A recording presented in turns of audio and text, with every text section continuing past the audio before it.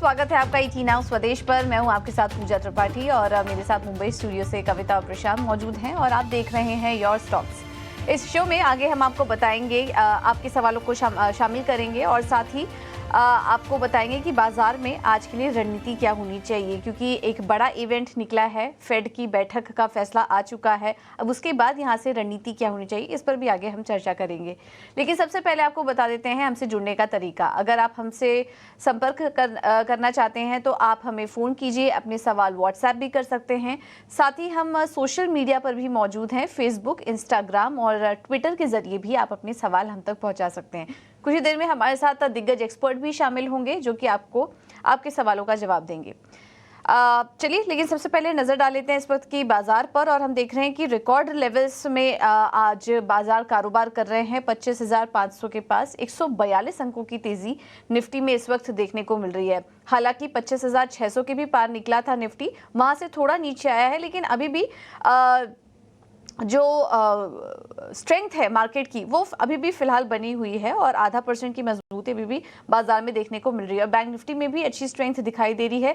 314 अंकों की तेजी बैंक निफ्टी में इस वक्त देखने को मिल रही है। तो इंडेक्स में तो काफ़ी अच्छा एक्शन है और कुछ सिलेक्टेड सेक्टर हैं, स्टॉक्स हैं, वो चल भी रहे हैं। आज हम देख रहे हैं एनटीपीसी ऊपर है 3%, नेस्ले में तेजी है, बजाज ऑटो, टाटा कंज्यूमर, ग्रासिम जैसे स्टॉक्स आज ऊपर हैं। गिरने वाले शेयरों में आज क्रूड ऑयल का इम्पैक्ट पड़ रहा है। बीपीसीएल 2% नीचे, ओएनजीसी, एचसीएल टेक, टीसीएस और हिंडाल्को यहाँ पर आज वीकनेस देखने को मिल रही है। सेक्टर स्पेसिफिक एक्शन की अगर बात करेंगे तो आज वीकनेस सबसे ज़्यादा बनी हुई है ऑयल एंड गैस शेयरों में और इसके अलावा सरकारी कंपनियों में हम लगातार देख रहे हैं कि कमजोरी बनी हुई है। मेटल स्टॉक्स आज टूट रहे हैं और सरकारी बैंकों में, आईटी और फार्मा में भी हल्की कमजोरी नजर आ रही है। हालांकि फार्मा इतना ज़्यादा नहीं टूटे, लेकिन इन तमाम स्टॉक्स में आज वीकनेस देखने को मिल रही है। लेकिन चढ़ने वाले शेयरों की बात करें तो आज एफएमसीजी ऊपर है, ऑटो में अच्छी तेजी है, प्राइवेट बैंक चल रहे हैं, कंजम्पशन स्टॉक्स चल रहे हैं। तो ये कुछ ऐसे स्टॉक्स हैं जहाँ पर की अच्छी तेज़ी देखने को मिल रही है। निफ्टी फाइनेंस देखिए 156 अब अंक ऊपर इस वक्त कारोबार कर रहा है। तो जो रेट सेंसिटिव स्टॉक्स हैं जहां पर कि रेट कट का इम्पैक्ट तुरंत पड़ता हुआ दिखाई देगा, उसमें देखिए कंजम्पशन चल रहे हैं आज और इसके अलावा फाइनेंस और बैंकिंग में भी अच्छी तेज़ी देखने को मिल रही है। ऑटो सेक्टर पर भी असर पड़ता है जब रेट कट साइकिल शुरू होती हैं, तो यहाँ पर भी हम देख रहे हैं कि आज अच्छी मजबूती के साथ कारोबार हो रहा है। लेकिन अगर ब्रॉडर मार्केट्स पर नज़र डालेंगे तो स्ट्रेंथ उतनी नहीं नज़र आ रही है। आज मिड कैप और स्मॉल कैप शेयर्स थोड़ा कमज़ोर हैं। स्मॉल कैप इंडेक्स देखिए 1% की कमजोरी दिखा रहे हैं और मिड कैप इंडेक्स में भी करीब 0.5% की वीकनेस देखने को मिल रही है। मार्केट ब्रेथ नेगेटिव है आज और ज़्यादातर स्टॉक्स आज हम देख रहे हैं कि लाल निशान में कारोबार कर रहे हैं। एनएससी में एडवांस डिक्लाइन रेशियो देखेंगे तो 1700 स्टॉक्स ऐसे हैं जो कि लाल निशान में है, उसके सामने 750 शेयर्स इस वक्त हरे निशान में ट्रेड कर रहे हैं। तो मार्केट ब्रेथ थोड़ा नेगेटिव इस वक्त नजर आ रहा है। स्मॉल कैप मिड कैप शेयरों में दबाव है, लेकिन इंडेक्स स्पेसिफिक एक्शन काफ़ी अच्छा है और लार्ज कैप शेयरों में और स्पेशली बैंकिंग स्टॉक्स में मोमेंटम इस वक्त अच्छा दिखाई दे रहा है। इस बाजार में क्या करना चाहिए, चलिए ये भी समझ लेते हैं। हमारे साथ एक्सपर्ट शामिल हो चुके हैं इस वक्त और आपके सवालों का जवाब देने के लिए दो खास मेहमान मौजूद हैं। हमारे साथ एंजल वन से स्नेहा सेठ इस वक्त मौजूद हैं। Sneha ji, thank you so much ET now Swadesh को समय देने के लिए। क्या नजरिया बन रहा है आपका बाजार पर? रिकॉर्ड लेवल्स टच किए, 25,600 के भी लेवल्स देखे, लेकिन उसके बाद थोड़ा नीचे आ चुका है मार्केट। मौजूदा लेवल पर क्या एंट्री लेनी चाहिए या ऐसे ही अभी कुछ दिनों तक आप कंसोलिडेशन ही देख रही हैं बाजार में? वेरी गुड मॉर्निंग पूजा। अगर आप देखिए मार्केट में यस हमने देखा काफी अच्छी स्ट्रेंथ, काफी अच्छी ओपनिंग थी आज के लिए, बट अगेन सस्टेनेबल मूव नहीं थी। उसके बाद ही कंटिन्यूसली हम प्रॉफिट टेकिंग देख रहे हैं। अभी जिस तरह के ऑप्शंस डेवलपमेंट है, मेरा मानना है करके कि 25,400 450 एक सपोर्ट है इमिडिएटली और अपसाइड में अब 25,600 ऑप्शंस एक्ट करेगा। एज सच ऐसा नहीं करके कि बहुत नेगेटिव है, बट यस थोड़ा सा वेट एंड वॉच करें। बहुत अग्रेसिवली ट्रेड नहीं करना ऑन दी हायर साइड। अगर ऊपर जाता है यहाँ पर, ऐसा नहीं करके कि आप फ्रेश लॉन्ग अभी के ये टाइम पर ले लें। बट यस कोई डिप आता है अराउंड 25,400 के आसपास, तब थोड़ा सा रिव्यू करके देखा जा सकता है। बैंकिंग इंडेक्स बहुत इंटरेस्टिंगली मूव कर रहा है, which is a very like अगर आप देखें तो बैंकिंग इंडेक्स इतना परफॉर्म नहीं किया था, तो निफ्टी काफी समय ऑल टाइम हाइज बना रहा है, बट बैंकिंग इंडेक्स अभी भी अपने ऑल टाइम हाई के से थोड़ा सा दूर, या इनफैक्ट आज थोड़ा सा ट्राई किया है कि टच करें। तो ओवरऑल बैंकिंग स्पेस में एक स्ट्रेंथ है, बाकी सब सेगमेंट में अगर आप देखें, बाकी सब स्पेस में थोड़ी-सी प्रॉफिट टेकिंग दिखने को मिल थोड़ा-सा बैलेंसिंग एक्ट दिख रहा है। अभी के लिए यही है करके कि आप इंडिविजुअल काउंटर्स पे फोकस करें, इंडेक्स में कोई अग्रेसिव ट्रेड ना करें। चलिए, तो अग्रेसिव ट्रेड नहीं करने की सलाह आ रही है यहाँ पर स्नेहा की तरफ से। और स्नेहा, अगले आधे घंटे आप हमारे साथ जुड़ी हुई हैं और दर्शकों के सवालों का सिलसिला भी हम शुरू करते हैं। और राजस्थान से सोमेश हमारे साथ अब फोन लाइन पर हैं। नमस्कार सोमेश जी, गुड मॉर्निंग, क्या हालचाल? बहुत बढ़िया है मैम। बताइए सर, टाटा स्टील में खरीदारी कर रखी है? एक तो टाटा स्टील में 339 है और एक शेल का लिया हुआ है 71 शेयर। शेल का तो मैंने लिया है 3-4 साल हो गए। आपने टाटा स्टील किस भाव पे लिया है सर? हाँ जी, टाटा स्टील किस लेवल पे लिया है? ये मैंने लिया है 148 पॉइंट कोई 85 पैसे ऐसे लिया है। 148.85 पैसे। हाँ जी, और एक शेल का है मेरे पास। किसका है? शेल वो किस लेवल पर? वो मैंने 132 पे लिया था 4 साल पहले। ओके, चलिए मुझे बताइए कि टाटा स्टील में कितना रुकना है आपको?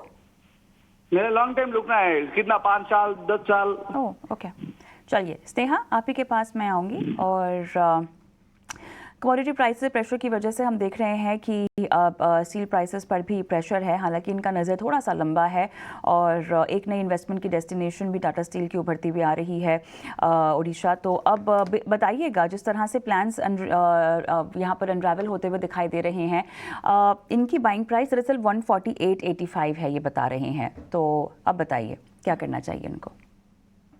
अगर आप काउंटर देखें तो हाई लेवल से प्रॉफिट टेकिंग जरूर दिखी है, बट मेरा मानना है जिस तरह के ओवरऑल चार्ट स्ट्रक्चर है, वीकली चार्ट देखें या आप मंथली चार्ट भी देखें, तो एक 140-142 के आसपास एक अच्छा बेस फॉर्मेशन हुआ है और वो अभी के लिए मेरा मानना है कि एक अच्छा सपोर्ट एक्ट करेगा। जैसे कि उन्होंने बताया करके कि उनके जो time horizon is more than like 5 years, तो थोड़े लॉन्ग टर्म इन्वेस्टर है वो। तो आई थिंक यहाँ पर 140 का एक स्ट्रिक्ट स्टॉप लॉस लगा के होल्ड करने की ही सलाह होगी। यहाँ पे अगर काउंटर में एक मोमेंटम आना है तो इसके लिए बहुत इंपॉर्टेंट है करके ये काउंटर 157 156 ये लेवल्स अपसाइड में निकाले। वंस ये सरपास होता है और स्पेसिफिकली अगर आप बोलेंगे कि 157 क्रॉस होने के बाद इसमें थोड़ी मोमेंटम आ जाएगी और पॉसिबिलिटी है करके कि हम 170 तक के लेवल्स देखें। तो अभी के लिए 140 का स्ट्रिक्ट स्टॉप लॉस लगा के होल्ड करें। अपसाइड में जो लेवल वॉच करना है 157 का रहेगा, अगर वो सरपास होता है तो 170 के लेवल्स पॉसिबल है। ठीक है, तो यहां पर एक खास रणनीति, अहम लेवल्स का विशेष रूप से ध्यान दीजिए। अगले कॉलर को अपने साथ जोड़ते हैं। हमारे साथ विकास इस वक्त जुड़े हुए हैं जबलपुर मध्य प्रदेश से। विकास, गुड मॉर्निंग। पूछिए किस स्टॉक पे आपका सवाल है? Good morning sir. Good morning, बताएं सर। मैंने एक्साइड परचेज किया था जी। 230 share at the rate of 560 rupees में परचेज किया था। ओह, काफी ऊपरी स्तरों पर आपकी बाइंग है। I have purchase 2 or 3 times, but last time में ये जी एवरेज करते करते आप यहाँ तक ले आए। हुआ अभी। जी जी जी, चलिए, वैसे तो दिग्गज स्टॉक हैं ये, लेकिन आपकी जो बाइंग है वो काफ़ी ऊपरी स्तरों की है। स्नेहा, मैं आपके पास आना चाहूँगा। एक चीज़ और मैं स्नेहा आपसे समझना चाहूँगा कि जब हम एक तरफ देख रहे हैं कि ख़ासतौर पे ऑटो पॉकेट्स में एक तेज़ी नज़र आ रही है, इन स्टॉक्स में ख़ासतौर पे आप देख लीजिए एक्साइड इंडस्ट्रीज़, अमरा राजा, यहाँ पर जो है वो दबाव देखने को मिल रहा है। पिछले 5 ट्रेडिंग सेशन से 3% टूट चुका है ये स्टॉक का। इन्होंने जो ख़रीदारी की है ये भी 550 के स्तर के करीब है और वहाँ से भी लगातार ये स्टॉक जो है वो गिरता हुआ। क्या रणनीति अपनानी चाहिए और क्या वजह देख रही हैं इसकी? मतलब अगर ऑटो चल रहे हैं और ये जो कह सकते हैं तमाम उस सेक्टर से जुड़ी हुई दिग्गज कंपनियां हैं, वहाँ दबाव दिख रहा है, तो इसकी वजह क्या है? ओवरऑल प्रशांत जी, अगर आप देखें तो ओवरऑल चार्ट स्ट्रक्चर में देखा जाए तो जैसे कि कुछ स्टॉक्स चल रहे हैं, पर जैसे कि अगर आप देखें मारुति हो गया, being a very heavy large cap stock auto space है, बट वो भी थोड़ा सा कंसोलिडेट कर रहा है। तो ओवरऑल कुछ कुछ स्टॉक के जिस तरह के ओवरऑल चार्ट स्ट्रक्चर है, उस हिसाब से अगर आप एक्साइड भी देखें तो काफी समय से एक प्रॉफिट टेकिंग के बाद कंसोलिडेशन दिखा था। नॉर्मली कंसोलिडेशन के बाद एक थोड़ी सी अगर अपमूव देखने को मिलती तो इसमें स्ट्रेंथ देखने को मिलता, बट ये अगर आप देखें तो डेली चार्ट में ही जो अपना 89 EMA है, जिसका एक सपोर्ट था, वो उसको ब्रीच करा है। तो मुझे लग रहा है कि जिस तरह की ओवरऑल चार्ट स्ट्रक्चर पॉसिबिलिटी है कि ये थोड़ा सा और यहाँ से करेक्ट हो सकता है, इसमें एक प्रेशर रह सकता है। इमीडिएट बेसिस पे आई बिलीव यहाँ पर एक 430 432 का एक सपोर्ट जोन है और वहां तक स्लाइड होने की चांसेस है इस काउंटर की। तो मेरा मानना है करके कि किसी के होल्ड है और इनके जैसे कि बाइंग लेवल्स बहुत ही ऊपर के हैं, तो थोड़ा सा एग्जिट करने की सलाह होगी मेरी तरफ से। मुझे लग रहा है करके कि यहाँ से थोड़ा सा चांसेस है करके कि 430 420 के भी लेवल्स देखने को मिले। वहां पर अगर आप फिर से रिव्यू करना चाहते हैं तो वहां पे एक दे सकते हैं, क्योंकि काफी अच्छा सपोर्ट है। वही लेवल्स के आसपास वॉल्यूम्स बेस्ड बाइंग देखने को मिली थी in the month of April. तो ओवरऑल आई वुड से करके कि अभी के लिए पॉसिबिलिटी की और करेक्ट हो, अगर आप 30 रुपए का और हिट ले सकते हैं तो उसे होल्ड करें, बट 430 अभी के लिए एक इमीडिएट बेस रहेगा। और अपसाइड में अगर इस स्टॉक को तेजी करनी है तो इट इज इंपॉर्टेंट करके कि 490 ये लेवल्स क्रॉस करे, 490 के बाद ही इसमें एक मूव आएगा, अदरवाइज चांसेस है कि कंसोलिडेट करे इसी रेंज में। ठीक है, तो ये है सलाह एक्साइड इंडस्ट्रीज पर आपके लिए। अगले दर्शक को शामिल कर लेते हैं और हमारे साथ रेमंड जुड़े हैं फोन लाइन पर। मैं नाम सही ले रही हूँ आपका, रेमंड जी, और किस स्टॉक पे सवाल है आपका, पूछिए। टाटा मोटर पे सवाल है। मैंने मैम 100 शेयर ले रखे हैं 970 के भाव पे। हेलो, ठीक है, टाटा मोटर्स, ये कब लिया था आपने? जी जी, कब लिया था ये आपने? मैम ये 970 के भाव पे अभी लिया था मैम, पिछले महीने। पिछले महीने लिया है, ओके। हाँ जी और मैम। कितना समय दे सकते हैं आप? मैम 1 साल का इसका मेरे को आइडिया लेना था कितना हो पाएगा, या लॉन्ग टर्म के लिए होल्ड करना है, तो उसके लिए आइडिया बता दीजिए। ठीक है रेमंड जी, आपको राय दिलवा देते हैं। नाम काफी इंटरेस्टिंग है आपको, आपको पता है ना आपके नाम से एक कंपनी भी लिस्टेड है Yes, ma'am. बाजार में, रेमंड के ही नाम से। Yes ma'am. चलिए आपको सलाह दिलवा देते हैं। टाटा मोटर्स, स्नेहा जी सलाह दीजिए। टाटा मोटर्स तो काफ़ी ज़्यादा अंडर परफॉर्म कर रहा था, काफ़ी सारी खबरों की वजह से ब्रोकरेज डाउनग्रेड्स भी देखने को मिले। एंट्री लेवल तो इन्होंने सही चुना, 970 है, गिरावट पे इन्होंने एंट्री की है और हाल फिलहाल की ही खरीद है।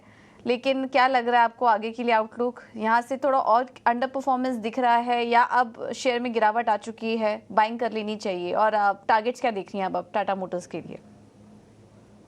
पूजा, यहाँ पर अगर आप देखें तो काउंटर थोड़ा सा करेक्ट हुआ है, बट इस जो करेक्शन है इसमें भी वॉल्यूम्स थोड़े से ज्यादा है, तो वो थोड़ा सा कंसर्निंग है। तो वो देखकर लग रहा है करके कि थोड़ा सा और प्रेशर में रह भी सकता है ये काउंटर आगे चल के। एक इमीडिएट बेसिस पे अगर आप देखें तो 200 सिंपल मूविंग एवरेज है, विच इज प्लेस्ड अराउंड 948 के लेवल के आसपास।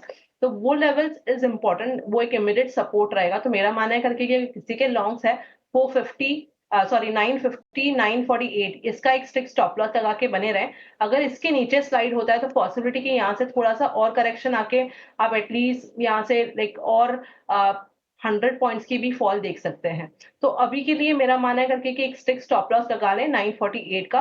अगर उसके नीचे जाता है तो बिल्कुल वेट नहीं करें, आपको बेटर लेवल्स पे एंट्री करने को मिलेगा अगर आप थोड़ा सा इन्वेस्टमेंट के लिए सोच रहे हैं फॉर अ ईयर और सो। तो आई वुड से करके कि ये लेवल्स आप वॉच करें, एक स्टॉप लॉस मेंटेन कर लें, अगर उसके नीचे जाता है तो एग्जिट करें और फिर से एंटर करने के लिए आप रिव्यू करें अराउंड 840 850 ये जोन के आसपास।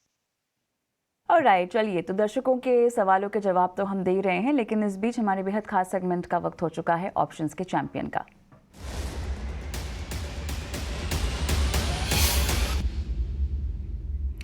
और मेरे साथ जुड़ गए हैं जेएम फाइनेंशियल के अक्षय भागवत। अक्षय, हाय, गुड मॉर्निंग, बताइए क्या है आपकी आज की पिक? Good morning.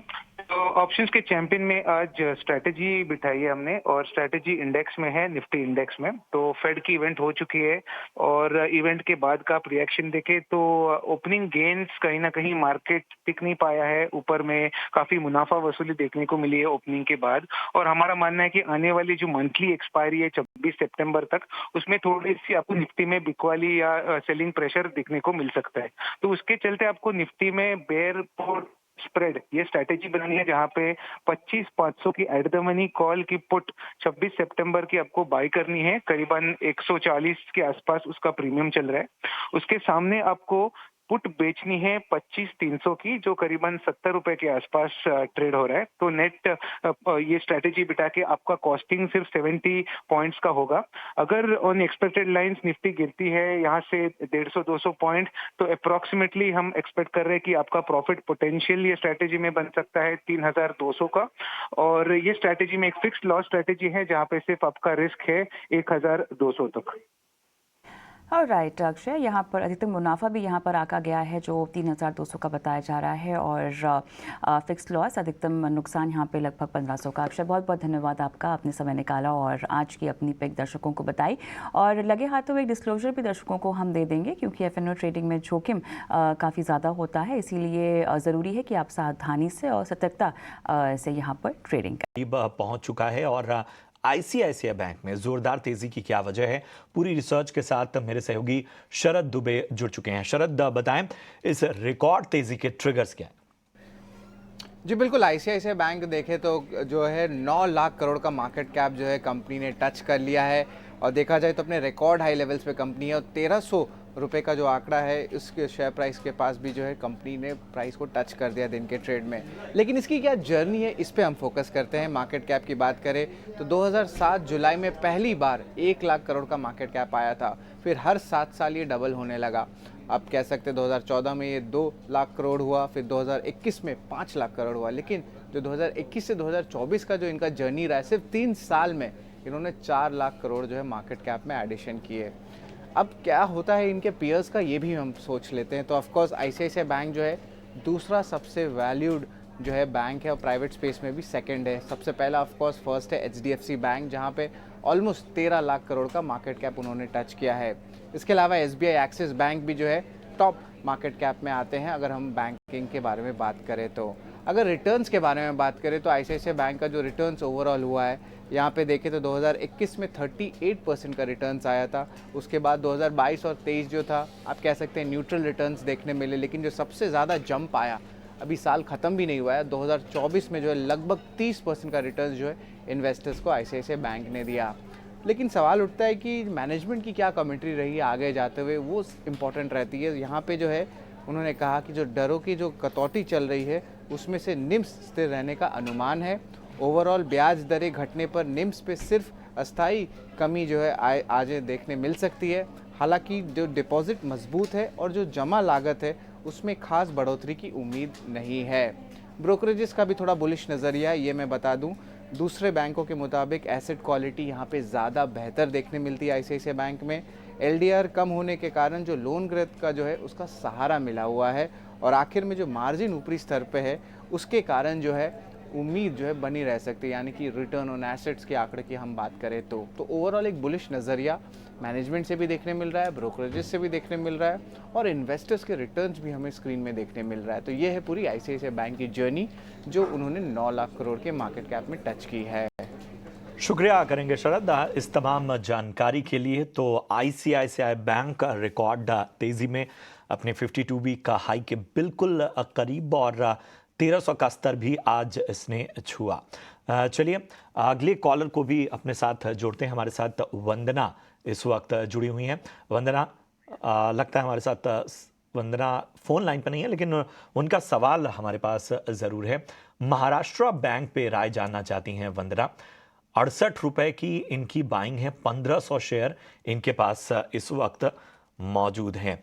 अच्छा खासा नुकसान जो है, चूँकि शेयरों की संख्या ज़्यादा है, ऊपरी स्तरों की इनकी बाइंग है। हालांकि 10 ही रुपये ज़्यादा ऊपर के भाव पे इन्होंने ख़रीदा हुआ है, लेकिन शेयरों की जो बाइंग है, जो संख्या है, वो ज़्यादा होने की वजह से नुकसान यहाँ पर होता हुआ। स्नेहा बताइए, बैंक ऑफ महाराष्ट्र क्या राय बन रही है आपकी? कि प्रशांत जी, अगर आप देखिए काउंटर में ओवरऑल थोड़ा सा कंसोलिडेशन देखने को मिल रहा है और हायर लेवल्स पे थोड़ा सा सेलिंग प्रेशर भी आ रहा है। अगर आप देखें तो एक रेजिस्टेंस है अराउंड जो उनके बाइंग लेवल्स, आई थिंक वहां के आसपास ही, अगर 63 के आसपास देखें, 63 64, ये एक अच्छा रेजिस्टेंस बन गया है इस काउंटर के लिए। और अगर यहाँ से कोई भी करेक्शन आता है बिलो 57.5 58, तो पॉसिबिलिटी करके कि यहाँ पे और थोड़ा सा फॉलो अप सेलिंग दिखे, जिसके कारण ये काउंटर एटलीस्ट आप 51 52 तक के भी लेवल्स देख पाएंगे। तो अभी के लिए मेरा मानना है करके कि अगर किसी के लॉन्ग्स है तो आप एक देख लें, एक स्ट्रिक्ट स्टॉप लॉस जो है अराउंड 57 का मेंटेन करके यहाँ से 1-1.5 रुपए नीचे का एक स्ट्रिक्ट स्टॉप लॉस लगा लें। उसके नीचे जाता है और आपका टाइम होराइजन ज्यादा बड़ा नहीं है तो होल्ड ना करें, पॉसिबिलिटी करके कि स्टॉक और करेक्ट हो जाएगा। और अगर यहाँ पर ये सपोर्ट लेता है और यहाँ से रिकवर करता है तो इट इज इम्पोर्टेंट कि ये 63 64 ये लेवल्स निकाले, तभी जाके इसमें एक मोमेंटम आ जाएगा। नहीं तो चांसेस ये है करके कि कंसोलिडेट करें। तो अभी के लिए with a strict stop loss of 57.5 hold करें। तो ये खास रणनीति 65 रुपए का आपको स्टॉप लॉस से यहाँ पर रखे होल्ड करने की सलाह मिलती हुई।